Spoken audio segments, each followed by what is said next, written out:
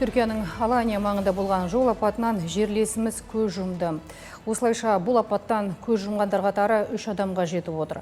Бұған дейін оқиға орнында көлікті тізгіндеген түрік азаматы мен гид қызметін көрсеткен украиналық азаматтың мерт болғаны хабарланған еді.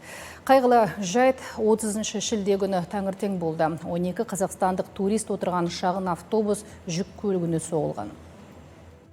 Түркияда жол апатына түскен бір топ қазақстандық отырған шағын автобус әуежайға асығып бара жатқан. 12 жерлесіміз отырған автобус жүк көлігіне соғылып, 2 адам сол жерде тіл тартпай кетті. Ал 2 Қазақстан азаматы жергілікті ауруханаға жеткізіліп, операция жасалды. Өкінішке орай, алған ауыр жарақаттар салдарынан бір отандасымыз бүгін көз жұмды.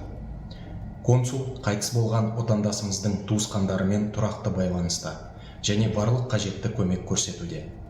Қалған 10 отандасымыздың, оның ішінде 4 баланың жағдайы қанағаттанарлық. Өмірлеріне қауіп төніп тұрған жоқ. Апат болған көлікте отырған 12 азаматтың барлығы Түркияға Ақтаудан саяхаттап барған. Операция жасалған 2 адам ерлі зайыпты. Бүгін таңертең көз жұмған марқұмның әйелі ауыр халде. Что касается... Әйелінің жағдайына қатысты айтар болсақ, қазіргі таңда қызмет көрсетуші туристік агенттік қолдан келгеннің бәрін жасап жатыр. Қосымша Түркияның басқа қаласынан білікті дәрігерлерді тартып, консилиум өткізуде. Туыстары жеткенше барлық жұмысты өз мойнына алып отыр. Қазір марқұмның денесін жеткізу кезінде де сақтандыру компаниясы ақша бергенше дейін туристік компания өз көмегін көрсетеді.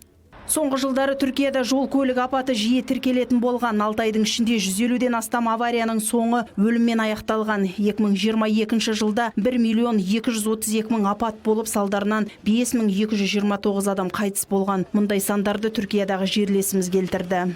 Біреудің ережесіне бағынбайсың, жоқта өз ережелеріне бағындыруың керек деген сияқты. Сондай түсініктегі адамдар бар. Жол ережелерін белгілеу де кішкене көп қателіктер кетіп жатады дейді билік тарапынан. Көп ережелер тек жаңағы адамның қауіпсіздігі үшін емес, айыппұл жинау үшін қойыла бастады деген нелерді, қазір шағымдарды мен соңғы кездері өте көп естіп жүрмін. Бұған дейінді 2018 жылы Египетте 22 қазақстандық азамат отырған автобус аударылып, бәрі дін аман қалған еді. Ал өкінішке орай Түркиядағы кешегі апаттың соңы қайғылы жағдаймен аяқталды. Біз де жақынынан айырылған азаматтың туғандарына қайғыра көңіл айтамыз. Гүлназ Сайлауқызы, Виктор Джигерис, Атамекен бизнес.